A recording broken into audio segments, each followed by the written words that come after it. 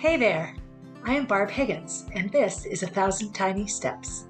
In this podcast, I share my stories of love, loss, triumph, and tragedy as I continue to retrace my steps and ponder what led to the death of my daughter Molly. By doing so, I hope to not only help myself, but to bring purpose and possibility to those who listen. If you are ready to laugh, cry, shake your head in disbelief, then tie, buckle, lace up, or slip on your shoes and join me as we begin our 1,000 Tiny Steps. Hey everybody, Barb Higgins here, welcoming you to episode 140 of 1,000 Tiny Steps. So in my year-long season 8 of having guests on the podcast, today's guest is a super special one for a multitude of reasons. This is Austin, and I first met Austin when she was maybe 11 or 12, a youngster in the track and field and athletic community in Concord. Her circle of friends were track girls, so she became a track girl. And I spent pretty much every afternoon throughout Austin's high school career with Austin. And along the way, a few months ago, for me anyway, all of a sudden I had this new Instagram page coming up called The Winging It Mom. And I'm like, who's the Winging It Mom? And so I look and it's Austin. And so the term winging it takes on a whole new different meaning when you hear her story. Austin and her husband, Matt, packed up their family, sold all their belongings in their home, and have been living as a sort of quote unquote vagabond family, a family on the travel. So I've been watching intently because it's interesting as a mother late in my life with a child who I might like to raise differently. All of my tell me sensors are on fire as I scroll her social media. So I'm going to hand the microphone over to Austin. Thank you so much for having me on. I am thrilled to be here. This is my first podcast I've ever done. I'm honored to be here with you. How wild and how full circle is life of years and years of being with you in high school and then not seeing you for years. And here we are again, reconnecting, which is just so special. My story, man, where do I even start? I think the best place to start is probably after college. After college, I met you in Concord, ran track in Concord, went to UNH, felt like I had to do what everybody does. And I think actually maybe that even started then, right? Like in high school, I didn't even know what I wanted to do with my life. And everybody goes to college. And so I said, well, I don't want to go to college. I don't know what I want to do, but I guess that's what I'll do. So that's what I did. And I feel like I wasted 4 years of my life. Not wasted. It was amazing. I learned from it, but looking back, it's like came at it in debt. I came out with a degree I didn't even know what I was going to do with, and I was completely lost. I did what any 21-year-old would do and went and said, I'm not ready to work. Let me travel the world, but I don't have money to do it. So I actually went on greataupair.com and became an au pair in Brussels, Belgium for a year. It was like totally on a whim. I just packed up my stuff and said, let's just do it. I didn't know anybody. I didn't know where Belgium was on a map naively. And I did that for a year. So that I think really instilled the travel bug in me and doing things differently. And there's this whole world out there. Then I came home and tried to fit the mold again of, okay, let's get a job. Let's settle down. Let's have a family. So I was in New Hampshire for a little while. I, again, on a whim, I feel like the Winging It Mom is very appropriate. I moved to New York City and then lived there for 7 years, which is where eventually my husband and I got married. And then we started a family. And when I was 28 weeks pregnant with our first, we were still in New York City. And we were at that road in life of, do we move back to New Hampshire or do we stay in New York City? And we loved the city. We wanted to stay so badly, but it was so expensive. We just could not make it work. So we moved back to New Hampshire, bought the perfect house, had the dream house, had the cars, had the jobs. Fast forward 3 kids later, and my husband worked an hour away. He would leave at 8 a.m., drop the kids off at daycare, come back at 6:30, typically not even making it for dinner. And some nights not making it home for bedtime. I was working on and off. I was a stay-at-home mom for a year. Then I went back to work, luckily remotely. So I was still in town and could see the kids, pick them up at a reasonable hour, which was still 4 or 5 o'clock at night. And we just looked at ourselves and what are we doing? This is crazy. And I guess you could rewind to 2 kids. This is before we had our third. We had 2 kids. And we said, my family in Belgium that I nannied for always left and came to the United States during the summer and said, you can stay in our house for 3 months or for 2 months while we're traveling in the US. They still told me that every year. And every year I said, I can't do it. I have the job. I can't do it. I can't. Finally, my husband and I said, we're going to quit our jobs and we're going to go and we're going to save up money and we're going to stay in Europe for 3 months. And then we'll come back and just figure it out. Yeah. Which is the craziest thing to do. And nobody does. And we did it. And it was the most wild, amazing 3 months. We both didn't have jobs. At the end of it, we said, okay, how do we make this full time? Like that was the moment. And I think that aha moment, we knew we wanted to have a third child, but that was the moment where we said, like, we can do life differently and let's figure out how to do it. And we didn't know anybody doing it, didn't know anything, wasn't even on Instagram at that moment. And that was like the start of it. So then we had our third child, and I had done so much research about how to make this work. And I came across Boundless Life. It had just started off, and it is a company that sets you up. It has a couple different locations now throughout the world. They do 3-month cohorts. They call cohorts, and they do it in a couple of places for 3 months at a time. They give you a schooling for the kids in English. It's a Finnish-based model.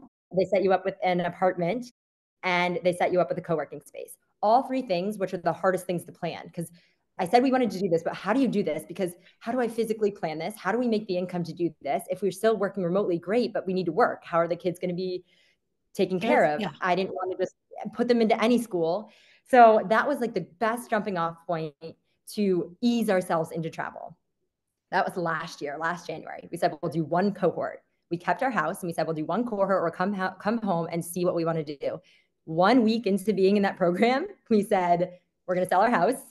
So we got a Greek digital nomad visa so we could stay in Greece for 6 months. So we could do 2 back-to-back cohorts.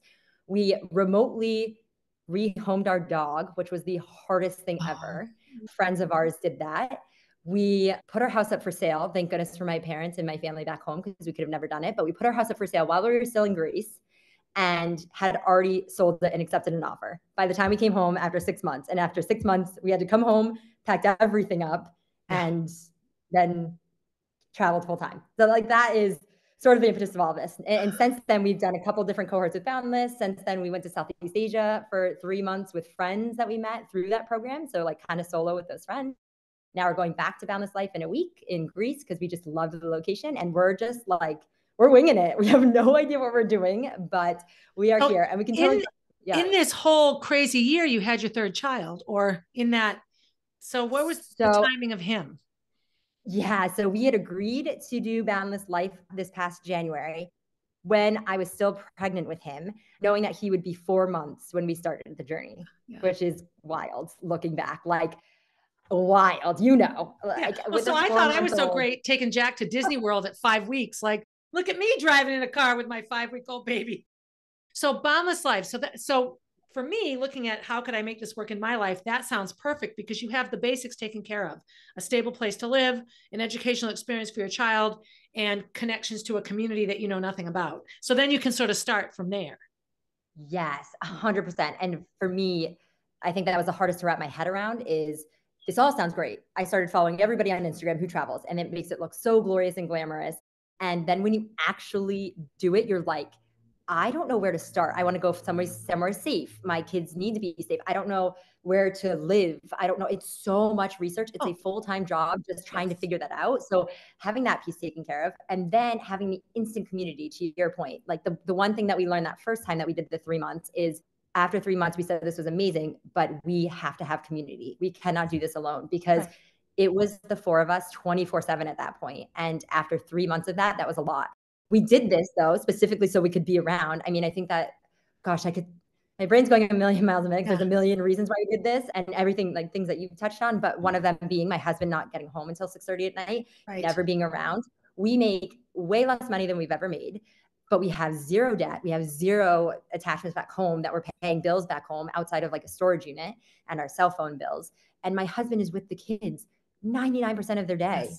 We are together every day, Monday through Monday. Like, and that alone is worth its weight in gold, especially when kids are so young. You're like, the Boundless Life piece, they're going to be in school, but I love the way that we've broken it up, where they're in school for 3 months, we do a cohort, and then we travel separately by ourselves. And then they're at school for 3 months, and then we travel separately. So we have that family time. And then in Boundless Life, we pick them up at 3 p.m. And 3 p.m., that's like unheard of in America. You just can't.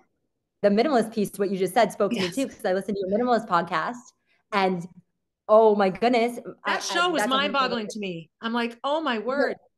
Like, I have a house of stuff, and like, I'm looking at my empty closet now. Yay. The one piece that you touched on was time with kids. So when people ask me, why would you have a baby at 57? I'm like, so here's the biggest thing is, I could give a crap what my naked body looks like because I'm not going to be parading it around on a beach. I'm not, my girlfriends don't look any better or worse than me, and I don't care. If I don't feel good because I didn't sleep all night, I just don't go to work. If I lose my job, most of my jobs are my own jobs anyway. I realize that my life isn't going to end if I don't go to work. And I'm not married to or bound by a job or a boss or a corporation that doesn't understand me. And number three, I don't have the pressure of the bills. Like, our house is paid for. So in my 50s, I'm beyond all that. Like, I look at someone your age, and in our normal life, all of it is 150%. Oh my God, you have to look good because you're a female. Oh my God, you have to be healthy. Oh my God, you have to sign your kids up for all the right things. Oh my God, you have to do perfect at work so you get a raise. Oh my God, you can't be late on the bills or you'll never get a loan. Like, everything is 100%, and then it all ends at the same time. Wonder why people have midlife crisis. You go from to like, where'd it go? In what feels like a heartbeat. Like, I think of how long it's been since I coached you. It could be yesterday. That's how quickly life goes by. So my reality with Jack is I see him all the time. Kenny, who spent his life raising his first three children, working 70 hours a week. And then even Gracie and Molly's early days, 60, 50, 60 hours a week, right? So things will happen with Jack, and he'll look at it. And I'm like, what? He goes, I never saw any of my kids do this. So like yesterday, Kenny spent the entire day with Jack. He had to take my mother to the doctor. They both went, had to go grocery shopping, took Jack. Jack was so great, took him to Walmart, bought him this like Jurassic Park dinosaur thing. Jack's played with it for like hours.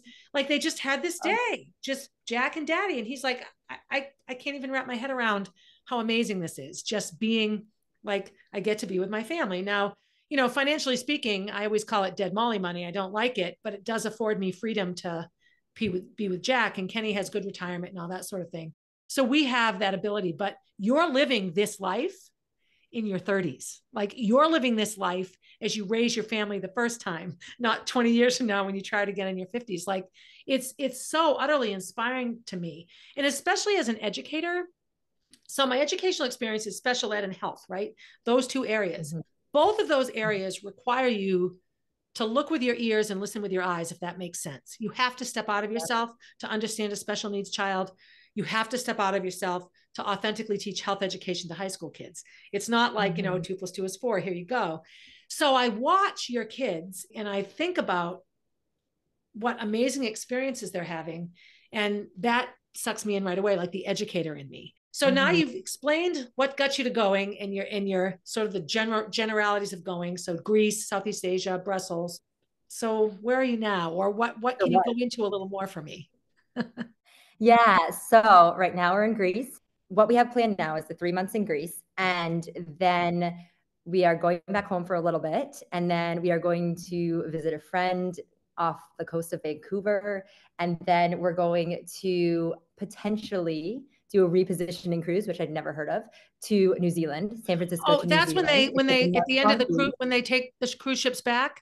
Yes. Yes, and you get like 90%. That's on my bucket list. Yeah. It's crazy. It's like $1,000 for 23 days at sea from San Francisco to New Zealand. Maybe not 1,000. Don't quote me, but it's so ridiculous. Yes, a friend of mine did one from Hawaii. Yeah. A friend of mine did one of those, and it was like a month of their life for nothing, and they saw the most amazing places. Yeah. Yes, and then you end up across the world. Yeah. So that is the hope. The hope is doing that, and then potentially a camper van in New Zealand for 2 months is on the list, and then onshore, like, we don't really know. And people will say, what's your end goal, or what does the future look like? And every time somebody says that, I just think, we have no idea. The winging it mom, don't you know? No, we don't know. But I think there's something beautiful in that, because it used to feel really scary that that's what we were signing up for. And now it feels so beautiful, because our kids are changing constantly. Their needs are changing constantly. Our work is changing, because we're trying to figure out financially, talking about finances, how to make this sustainable long-term, how to work for ourselves, how to make income on the road. And all of these pieces are coming together. And I think it's going to be like this for a while, where we just don't really know, and we're doing what works for us now, and then we change it. And, going back to what you said too, like doing this in our 30s, we were so scared. We don't know people that do this. We were actually like, I know we still get judgment from people back home that just don't understand, which fair. Nobody understands until they do this, or maybe really look into it. We thought this could be horrible, and we could fall on our faces, and we could be laughed at, but this could be amazing. Yes. And it could change our lives. And people will say, well, why are you doing it when they're so young? The kids won't remember. Going back to that too, they're taking it in, and they are going to be better people for this because they are changing their belief. Like everything you read, and you, I'm sure, know way more than me about this space, but I am learning more and more about how their brains are developed at this age and how it is developing, and that it is going to be the norm when they see somebody in a burqa. Like that is what I want. I don't want their, when they see somebody of different descent, of different origin, of speaking different languages, they're not going to blink an eye, and they're going to walk up to them and they're going to try and be friends with them, even if they don't know the language. Just recently, our 5-year-old, he'll be like, well, they don't speak English. He's realizing, well, they don't speak English. What do I say to them? And I'm saying, well, I don't speak their language either. Like I don't speak Vietnamese, but let's go up and try together. And so we'll go up to a kid at the playground and say, do you want to play with me? And we use hand gestures, and he's learning like how to get comfortable in his own skin and do that. The confidence that he is gaining just doing that.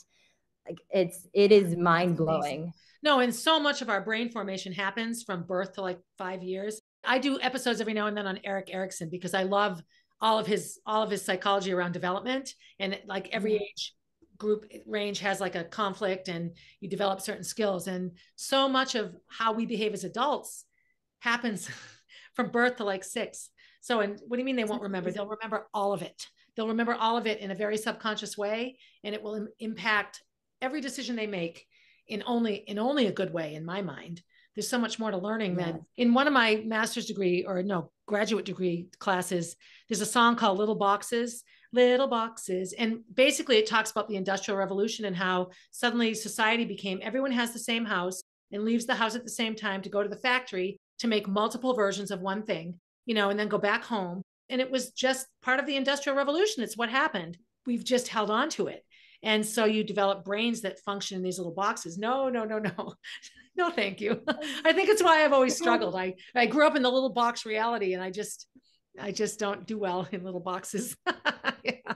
I can so relate. Like it just doesn't work. And it's so scary because first off, you don't know that there's anything outside of this little box. Right. Then when you start to like know there's stuff outside the box, you don't know how to get there. Yes. And you just don't think it's even possible. And especially, speaking of, I can see friends and people our age, you feel really stuck. The debt, paying for groceries, let alone like daycare. I mean, I remember being at home, we felt like we were drowning, and we made great salaries at home. And we were like, what are we doing? We're working to pay for the daycare that we can't afford, to pay for the groceries that we can't afford. And we're like, there's a better way. And people will always say, well, you must make so much money now that you're traveling, because who could do this when you're traveling? And we sold everything. We paid off all of our debt.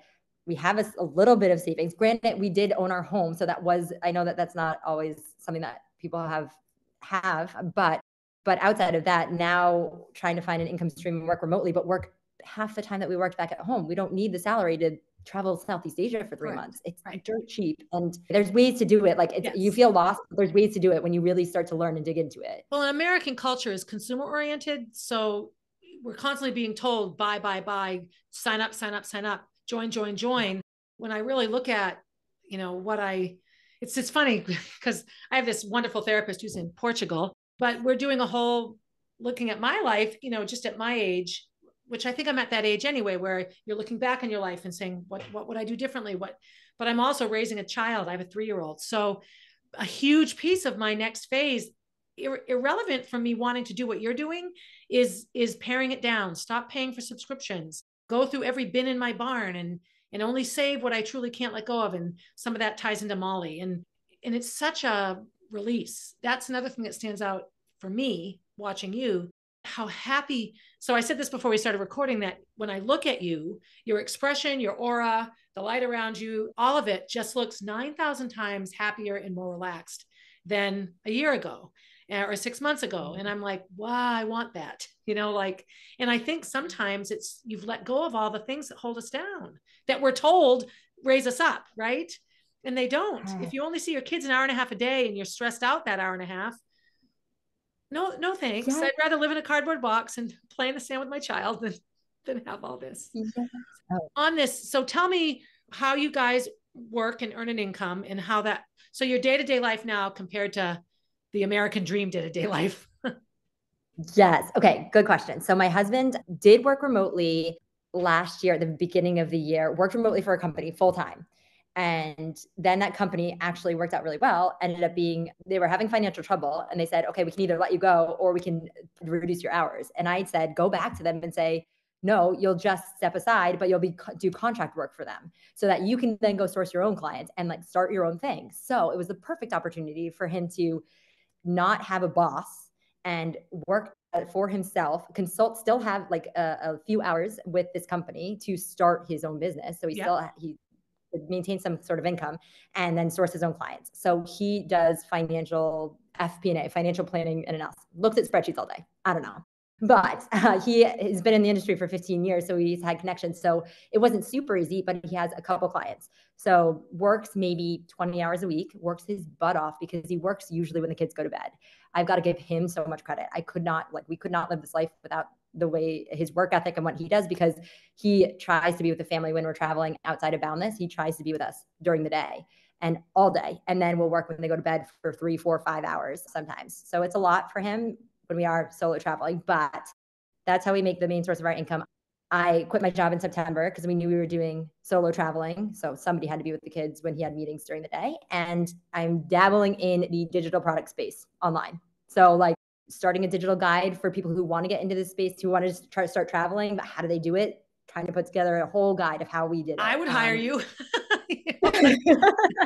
Thanks. And I do feel that this, COVID sent a lot of people on this path. I have a good friend who was a school board member with me, and during COVID, she took her family and moved to Italy, and they were in Italy for a long while. And now I see pictures of them in France, and her daughter was a high school student. She actually did online high school through VLAX, which is New Hampshire, Virtual Learning Academy Charter School. It's based in Exeter, New Hampshire. It's an online school. I taught at it for several years. She got her, USA high school diploma living in Italy, right? And so they've never come back, and they initially went for a little while. So I feel that, the number of people living in RVs and driving around the country has exploded. And I think social issues like big giant things like COVID reset people's thinking. So do I really want to go back to how I was living? Maybe I don't. You've got your utterly dedicated husband that will work when he needs to make the income come. I know, that's awesome. Who's also getting boku hours with his children, which is amazing. You've figured out how to utilize the online reality to generate income and give yourself freedom. So, okay, I think I love you. I'm going to hug you now. I think that's so amazing.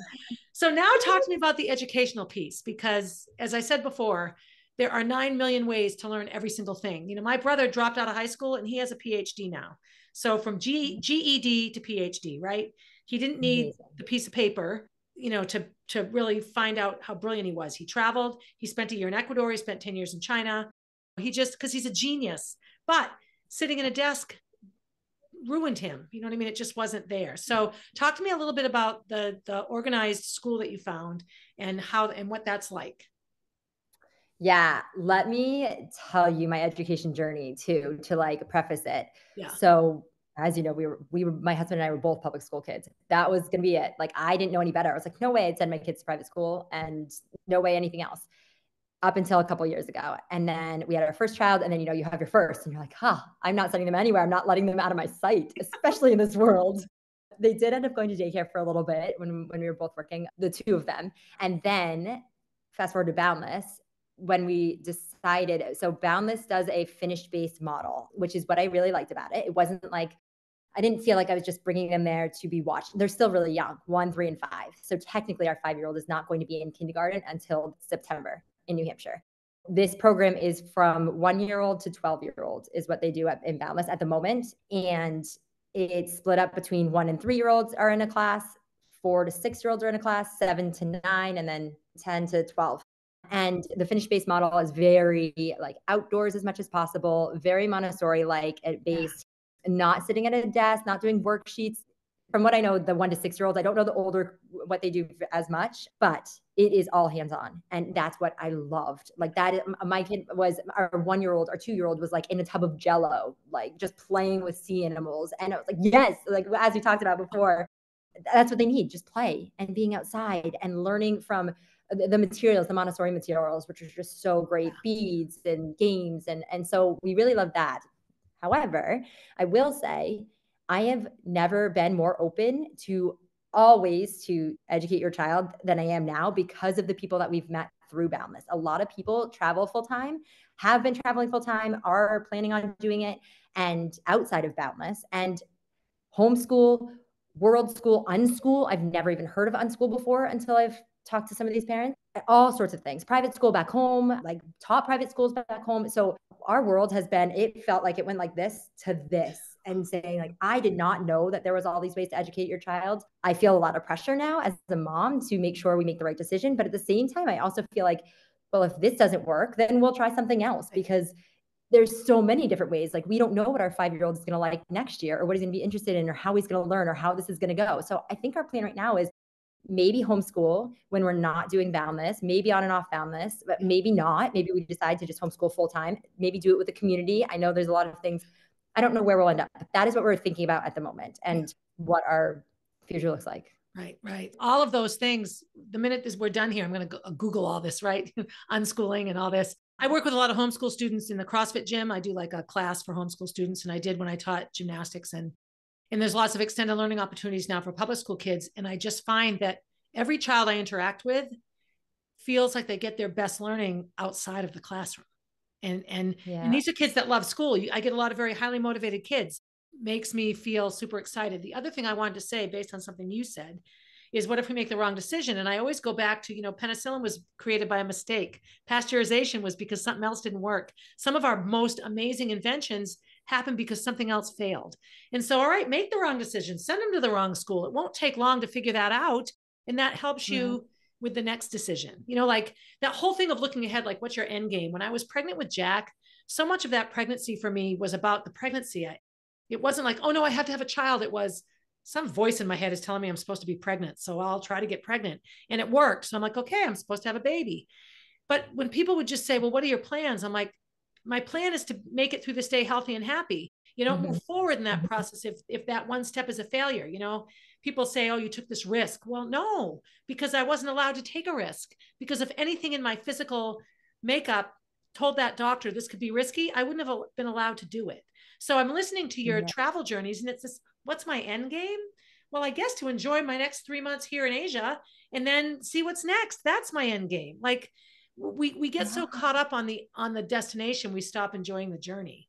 And, definitely there has to be a balance, but you're living a journey life where you can wake up each day and like, I listen to you. And what I hear is wisdom about how to live and how to have a fulfilling and meaningful life, that you're 30 years ahead of yourself. Like these are things that sometimes it takes people until they've already raised their families to figure out. Here you are. So, and I think of your social group too. And I don't know the details of anyone's life. I only know what social media tells me, but you have this amazing group of friends that all have very different childhoods. I knew you guys, right? And I look at their lives and they're relatively traditional. They all seem very happy, and there's nothing wrong. There is nothing wrong with a traditional life. You talk a little bit about judge. So tell me a little bit about a reel you just posted. I haven't been able to find it. Got a gazillion views. And you talked about the judge comments. Talk about that a little bit. Judgment, going back to like my girlfriends back home, my 3 best girlfriends from high school, I love them dearly. And it has been just in general, like sharing our life on social media has been, it's really difficult to share without feeling like I am saying this is the best way to live. Like I never want to come off saying this is the way you should raise your kids, because that's not true at all. I am excited about the way we're raising our kids. I believe in it. I think it's amazing, but it's not for everybody. No, and just like you said, like Carrie, Tracy, and Carissa, super happy in their lives, and that's amazing for them. And I never want anybody to look at us and think that I am telling you that you should raise your kids this way. So that has been difficult to be able to share with excitement without that. I did post a reel the other day that people were judging the way that our child was sitting on an airplane. So we flew from Asia to Greece. It was 2 flights, an 8-hour flight and a 3-hour flight, or 5-hour flight. Sorry. So it was 13 hours total. I said on the reel, we don't give them they don't have iPads yet. I saw and this. Yes, we don't have iPads yet. And I know it'll happen, but they don't yet. And we don't do a lot of TV. We do TV. I am not against it. Like we do TV in the house. However, they don't do a lot of it. They get on an airplane and I say, you can do whatever you want. Yes. Like if you want to watch 13 hours of TV, watch 13 hours of TV. Yes. So I posted that and I got all the comments of binging is horrible. They're going to be addicted to TV when they grow up. Why are you letting your child sit like that? He had his leg up. Judgment of, okay, so we bought the flight with points and credit card points. Amazing. I just learned about credit card points and how to really use them. And so we got the front row of the economy, which has a ton of leg room. Yes. So then there was like oh, you're entitled. You're in first class. Look at these people with all this money. So I just have never experienced like I know you've been really under the spotlight. Yeah, so it's going through my head. I can't even imagine. Yeah. I can't even imagine. This was tiny. I posted it and it was like, there's nothing anybody could say bad about this. No. And then it comes and you're like, okay, okay, here we are. And then I felt first off, like I needed to defend myself. And then the second thing I was like, I'm a horrible mom. You're right. They're going to be screwed up. And then it comes down to, it is not like, I know that there was nothing wrong with that personally. I don't believe. We are raising I think it's what's best for our kids. They're going to be okay. Nobody knows my life outside of this 3-second reel, the strangers that are posting. So it has been a roller coaster to try and manage that. Even from day one, like when we had, family and friends from back home, just like being sensitive to not, like I said, not saying like, this is the best way to raise your kids, and making sure that everybody feels, I just want to show it. I just want to inspire, and I want to show what we're doing. That's it. And I don't take it that way at all. But again, I'm 30 years further into my life experience than you are. So a lot of people that judge you are probably your age. I got a lot of that around, my brain surgery and being on the billboards, and we lay ourselves open, like you put it out there. But I will say my feeling is that you help far more people than you piss off, and you inspire far more people than you irritate. Like I feel like more people are learning from you, including me. How have your families, so your parents and your families and Matt's parents and all that, how have they dealt with this? That has been really challenging. It's been amazing. They're all supportive. I will say that. Everybody has been supportive. My parents actually, before we did this, and you'll be interested in this, they lived in our driveway in an RV. So they sold their house in Concord 2 years before we traveled. They moved into our driveway and moved all of their stuff from their house into our basement. So talk about all the stuff that you have in your house. Think about like packing it up. They got the dumpster. They got multiple dumpsters. Yeah. And then still had so much stuff in our basement. And so then we had to clear out our house, which was also an experience. I think for my mom, it was similar to your, I think about your podcast where you said like, it's easy. It gets easier. 6 months from now, you throw away more stuff, 6 months from now. So I think it was a good step for them. They moved into the house 2 years later. They then got to get rid of even more stuff. And for them, they're even lighter. Now they're traveling in the US with their RV, and they are so supportive. They miss the grandkids. It all comes down to the grandkids, which I totally do not blame them. And we miss them and the kids miss them, but they're super supportive. Matt's parents are still in New Hampshire, and we live 20 minutes away from them when we were back at home. And I think it's a little bit more difficult because, my parents travel. So they were like used to getting up and going. They were going to be gone for 6 months, even if we were going to be living in New Hampshire. Right. So they were used to being gone. I think it's a little bit more difficult, like a little bit harder for them to understand. Right. Why do we want to do this? Why would you want to do this? Just they grew up, Matt's parents still live in the same house that he was born in. So like, it is that mentality that's really difficult. Like, no, it's hard. They'll never understand. They'll never understand us. We'll never understand them. So it's really coming to this understanding of we are doing our best we can to make sure that we're around enough, but also live our lives. Like, we go back to like I could talk forever, but all the really like the cultures out there that still are like raising your like family needs to be around, but like also we weren't meant to raise our kids in a box. Like, you think 2,000 years ago, people were raising their kids in communities with people around them. And I just felt really lonely. It's funny. I felt like I was in the States. I felt like I was raising my kids in a box. And here I feel like I have this huge community around me, which is so ironic because we're traveling the world. How could I possibly have a community? Like, we have created this community of like-minded people. And anyway. No, culture has done this. So talk about my great grandmother graduated from Concord High School. My grandmother graduated from Concord High School. My mother graduated from Concord High School. I graduated from Concord High School. Gracie graduated from Concord High School. So I think it's time for me to break the trend and have Jack not graduate from Concord High School. Like, and there's, I have family here and stability. And the good part of that is my mother grew up in a farmhouse on Hall Street. That's now a beer distributor. There's not even a house there anymore. And in her house were grandparents and great grandparents from both sides, mothers and father's sides. And everyone took part in the process. So there's that piece of it. As I listened to you talk, I realized that one thing we have lost in American culture specifically, it's all I can really speak to, I guess, is community. It's Yeah. I'm incredibly lonely. Like if something happened and I had to call somebody, I don't even really know who I'd call. And I know a million people, but who would I call to come over here? I don't know. Like that's a horrible, that's a, like a gut tummy feeling. So if I'm going to feel that way, I'm going to pack up and go travel. You know, I'll feel this way in Paris, or I'll feel this way in, Costa Rica or whatever. Like when you're with the school piece, you have a cohort. So other families that are doing the same thing. Right. Yes. Yeah. So yes. And talking about that community, it is interesting because everybody's path is different. My path and our path, we never lived in a cul-de-sac. We never had, like, our kids when they were born. I didn't have a neighbor that was on maternity leave at the same time. I didn't have somebody that I met at the park that I would go over every day. Like, I think everybody's path is so different. And some people have that path and they have that community. And they're like, I actually am jealous of it almost. Like, I go over to Carissa's house and she's like walks to her friend's house and the kids walk to school and they have like dinners with friends around the corner. And book Carrie club too lives in that kind of wine neighborhood. nights. Yeah. Right. Yes. And I'm quite jealous of it, to be honest. Like, I look at their lives and think that's what I want. And I didn't ever have. And so, like, maybe it was fate that we didn't have it because it led us to here and what we're doing, and I wouldn't change it. But I do see how people are happy too, doing that in one place forever and staying there. And I could see the allure in that. But now that we've made this decision, I think because community is so important to us and we were so lonely, like I've made such a concerted effort to create a community traveling. And so we met so many wonderful people for the first 2 cohorts that we did in Greece. I've joined every Facebook group. I am super active on social media and hate social media, but I have connected with so many people on Instagram that are traveling, that are thinking about traveling, that we've met up with. Like in Asia, we met up in Vietnam with like 20 other families that created this other community. And it was, I mean, instantly you have so much to talk about. And they're from all over the world. It's not like they're all from New Hampshire, from everywhere. No, all over the world. Right. The Netherlands, like Australia, all over the world. I mean, we're going to Athens tomorrow. We have friends that are like, oh, we're going to be here. Like I have probably 4 or 5 groups that I could post tomorrow. Oh, we're going to New Zealand next week. Are you going to be there? And somebody might be there. Like that is mind blowing to me.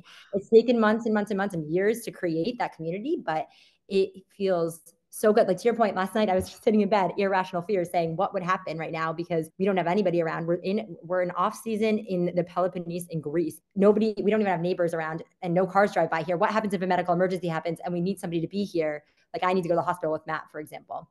I was like 3 people that I could call. Granted, they're like a little bit of a flight away, but less than, America. They're all within Europe or within a ferry ride that I could call. Like this is the kind of, it's really beautiful. So yeah. That's amazing. That's amazing. So your babies now are, how old are your kids now? 1, 3, and 5, 1.5, 3. I guess they're all turning 2, 4, and 6 this year. They're all turning that. Yeah. 2 years apart. Wow. I know. It's crazy. And people say, don't like, how do you do it with kids? And you're like, you just do it. Like people will say, I can't believe you try, to your point, like go to Disney at 5 weeks old. And here we are. I remember thinking like, how are we going to do this? Because of the meltdowns and the stuff to bring in the toes and those happen anywhere though, right? Anywhere. And Market basket or Greece. The meltdown is the same.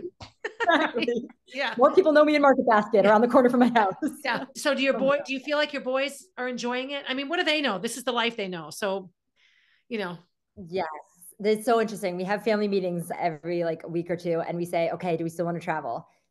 Of course, I don't know if they fully get it, but I think they do get it. They're like, oh, New Hampshire, they talk about New Hampshire, they talk about their grandparents and their friends, but I have no doubt they're living their best lives. Yeah. I mean, we're like going to play spaces. We're going to like, they're running around. They're not stuck inside. Like back home, it was go to daycare at 8 a.m., get picked up at 3 or 4 or 5 and like repeat and have a grumpy parent at the end of the day because I have no energy left, but I wasn't even with them and I don't even get to enjoy them. So like, yes, it is hard. And there are like, yes, it is exhausting sometimes. And you feel like you're full on because you are full on, but man, they're living their best lives. Like it's so interesting to hear them talk about stuff because you forget like how much we've done. And then what they say, they're like, oh, mom, that's a tuk-tuk, or like, oh, they're speaking Italian, or like throw out a calimera, like good morning in Greek. And you're like, yes, this is amazing.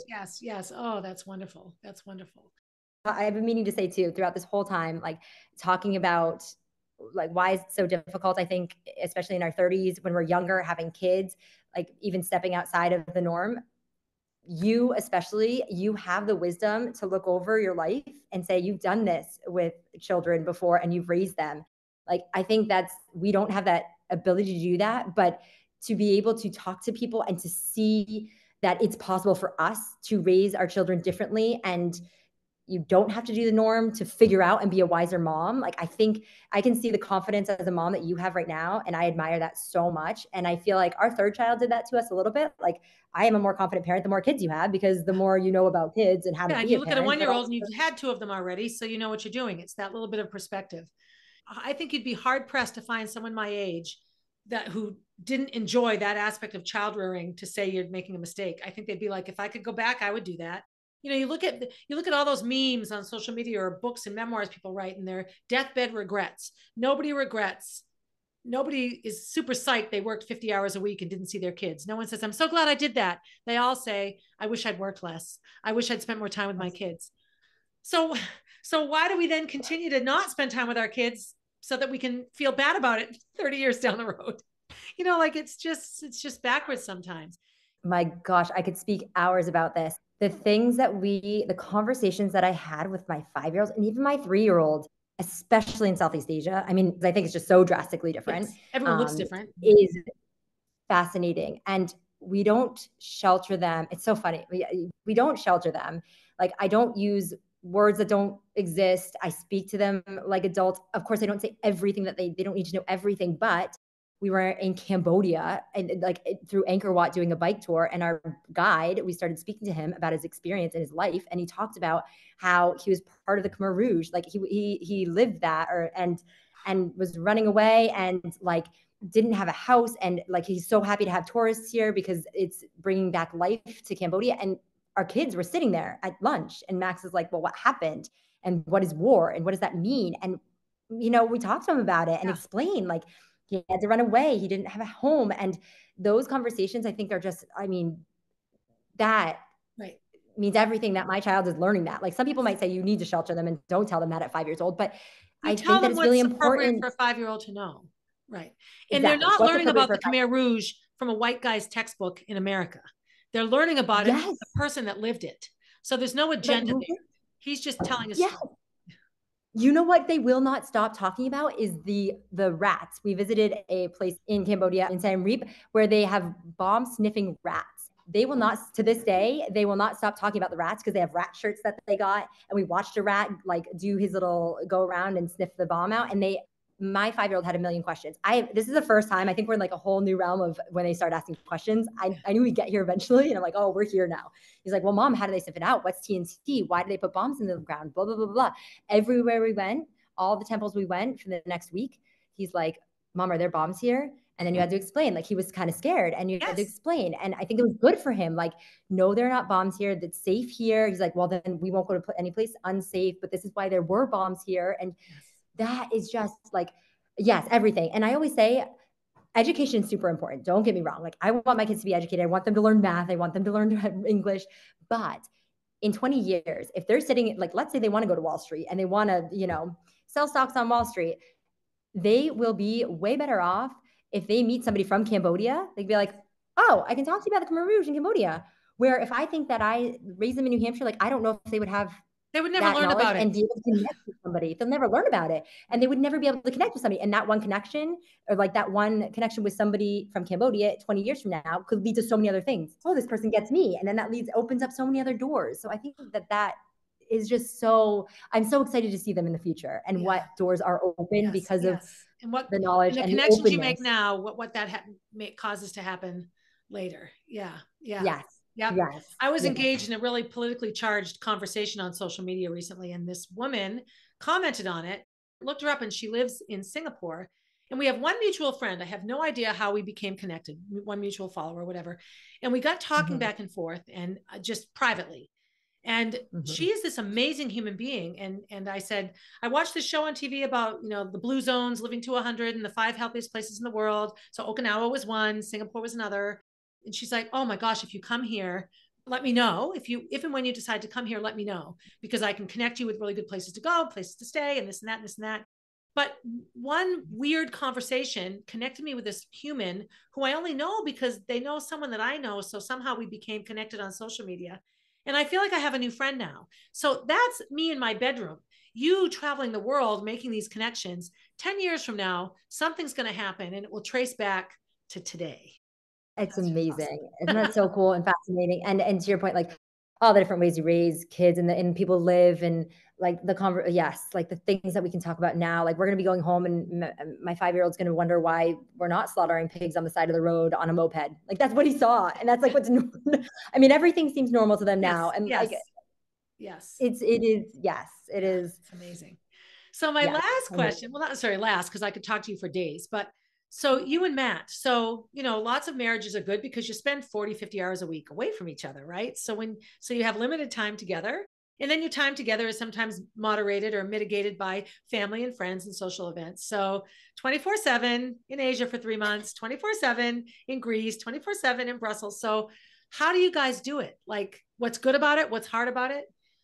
I could speak for hours about this too. Yeah, I'm sure. But no, it's a great question. I think like number one, our marriage was super solid before we started this. Like we were both on the exact same page. I see a lot of families actually that they aren't, like one isn't convinced enough, and like that's fine and that's okay, but I imagine it makes it a lot harder for them.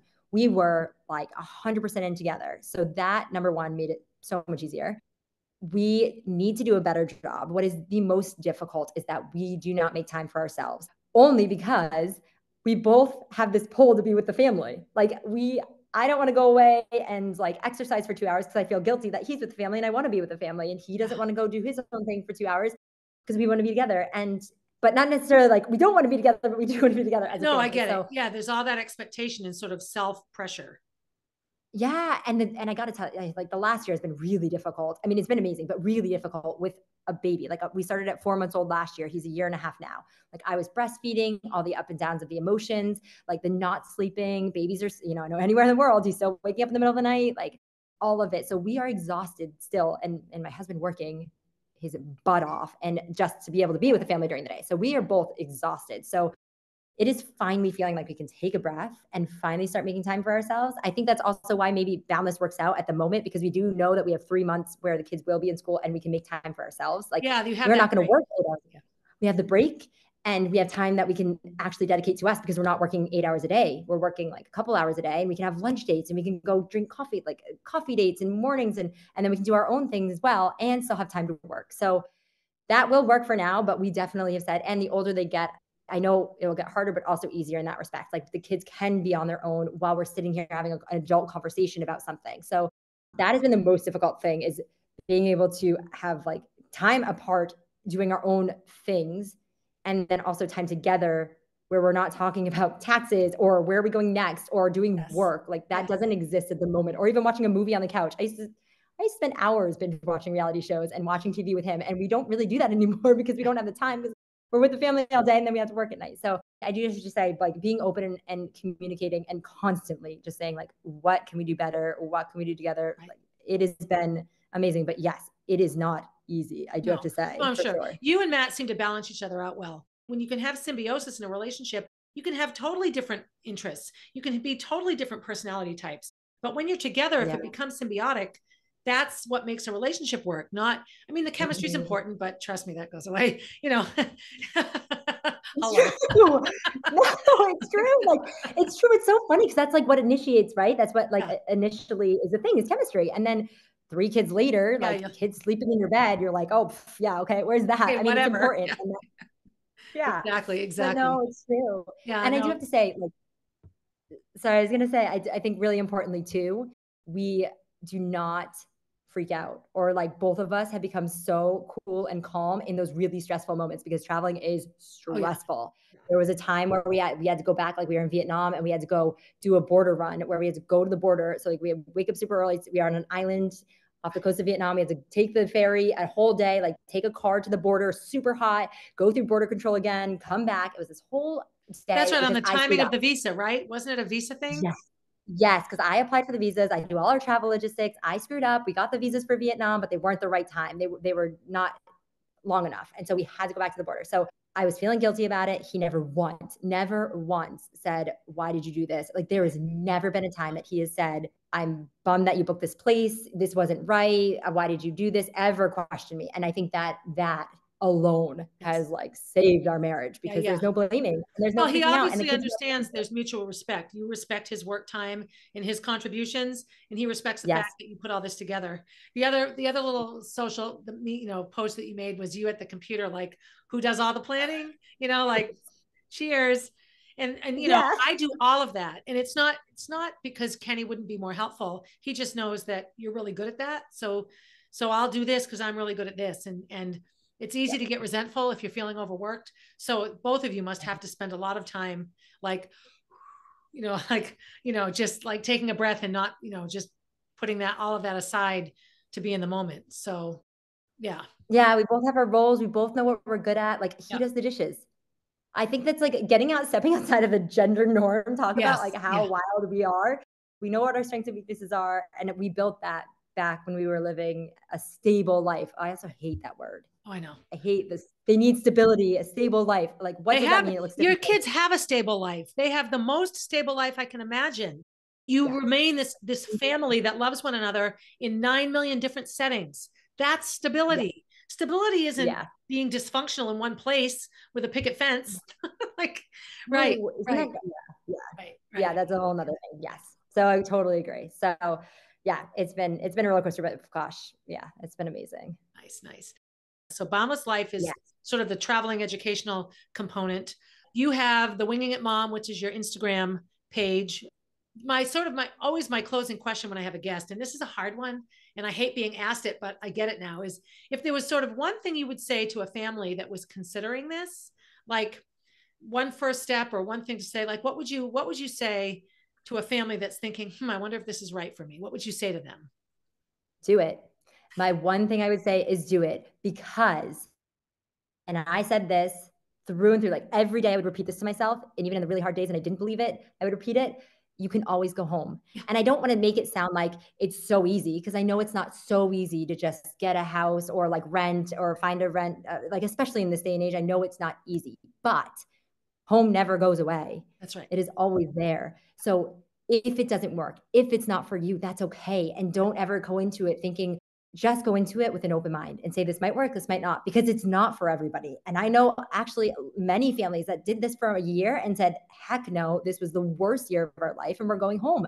And they settled back home. So like, do it. And don't ever let anybody else tell you how you should feel or judge you. And don't let that judgment cloud your vision in what you want. Like, don't let that snuff it out. Yes. So just let it, like, connect with the people, follow people, go on social media, even if you hate it, just to see it and to follow people and to learn, because this isn't just let's just do it. There's so much to learn about it that will make it easier for you and potentially more successful for you. Facebook groups, so many things. Oh, like I know I need to put it all together too, like to share it with people. You don't need to do anything. It will all come together. But I do think that you have an incredible handle on a market that is hugely necessary right now. Planet Earth needs to figure it out. So I wrote a book and it's called Motherland. It was published in October. And people ask about the title Motherland. And I worked with another author to write the book. It's all about losing Molly and having Jack. And I said, well, to me, motherhood isn't a thing. It's a journey. It's a country. Motherhood is a country. And some of it is like frozen tundra and tumbleweeds. And some of it's raging snowstorms in mountains. And some of it's a sunrise on a beach. Like the traveling, like everything that's encompassed in mothering is a country to me, motherland. And so my story is about the terrain of motherland for me. And so I look at your mothering your children and raising your family. And there's a need for this in our society right now, that people are getting away from how things have always been done. If anyone is living in motherland, it's you, because you're everywhere, and everywhere you are, you're a mom. So I have to thank you. I know that you've articulated quite well how stressful your schedule can be. So I really appreciate the fact that all of the boys in your life were willing to give their mom to me for a little while. Of course. No, I really appreciate it. Honestly, it's the perfect time. I really, again, feel honored to be here and speak with you. And gosh, like just sharing your experience too, I know has inspired others. So keep doing what you're doing because I will. You are inspiring. But I'm going to do it from, I'm going to do it from Southeast Asia in a year and a half. Exactly. Internet is everywhere. Yeah, exactly. Exactly. So everyone, this was Austin. I hope that you enjoyed this episode with her. In the show notes will be all the connections to Boundless Life, the educational component of her travels. Check out her Insta. The reels are adorable. So as always, be good to yourself. After you're good to yourself, be good to someone else, and have a good day, everybody. Hey, thanks for listening and supporting the podcast. Feel free to leave a review and share my stories with your friends. Please reach out with your own stories, as I love connecting with my listeners. If you would like to get to know Molly, head over to mollybfoundation.org to see what she is all about. If you want to see what I'm up to next, you can find me on Instagram at barb_444, on Facebook as Barb Higgins, and at my website, 1000tinysteps.com. And while you're there, sign up for my newsletter, a weekly way to find out what's up in the life of Barb Higgins.